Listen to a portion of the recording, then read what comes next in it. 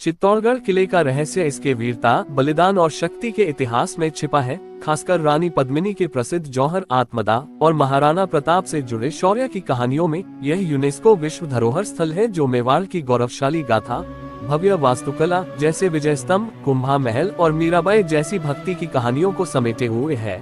जहां आज भी राजपूत संस्कृति की झलक दिखती है और जौहर मेला लगता है, जो इसकी अमर विरासत को दर्शाता है। प्रमुख रहस्य और पहलू।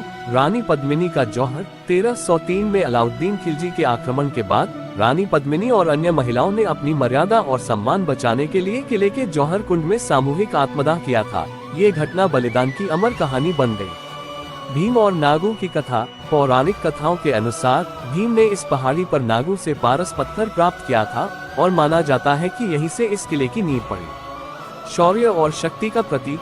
ये किला महाराणा प्रताप और राणा सांगा जैसे शूरवीरों की भूमि है, जहां कई युद्ध लड़े गए और मेवाड़ के गौरव को बचाया गया, जिसे रणों में गढ़ कहा जाता है।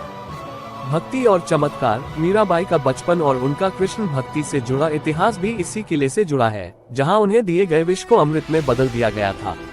वास्तुकला का अद्भुत संगम। किले में विजय स्तंभ, कुंभा महल, पद्मिनी महल और कई जैन मंदिर हैं, जो राजपूत और जैन वास्तुकला का शानदार उदाहरण है।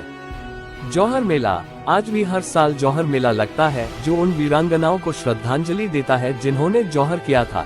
ये राजपूत समुदाय के लिए शक्ति और परंपरा का प्रतीक है।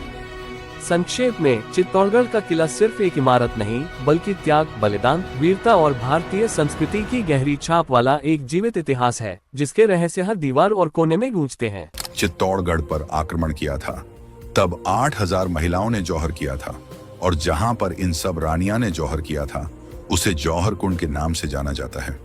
और वर्तमान में उसे जौहर कुंड के बारे में कुछ ऐसी बातें सुनने को आती हैं कि वहां से डरावनी और भयानक आवाजें आती हैं। इस वजह से सरकार ने उसमें मिट्टी डालकर उसे गार्डन का रूप दे दिया है। क्या यह बात सच है?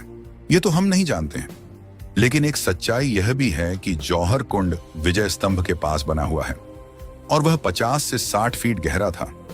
हर साल बरसात होने की वजह से उसमें पानी भर जाता था, जिससे विजय स्तंभ की नींव में नमी आने लगी। कहीं विजय स्तंभ जमीन में दस ना जाए और उसे कोई नुकसान न पहुंचे, इसीलिए सरकार ने उसमें मिट्टी डालकर उसे गार्डन का रूप दे दिया। जब उसमें मिट्टी डाली गई थी, तब उसे पूरा साफ किया गया था, और जब उसे साफ किया, तब उसमें से कहीं हड्डियां और आभूषण निकले थे, जिसकी वजह से उसे जौहर कुंड साबित कर दिया गया। जानकारी कैसी लगी? कमेंट करके जरूर बताएं। दोस्तों, पहले रानियां अपनी इज्जत के लिए अपना बलिदान दे देती थीं। आज की पीढ़ी में यह कहीं से कहीं नहीं दिखता। आप रानी पद्मावती के बारे में क्या कहना चाहेंगे? कमेंट करके जरूर बताएं, और ऐसे ही जानकारी के लिए चैनल को सब्सक्राइब कर लीजिएगा। मिलते हैं नेक्स्ट वीडियो में। जय हिंद।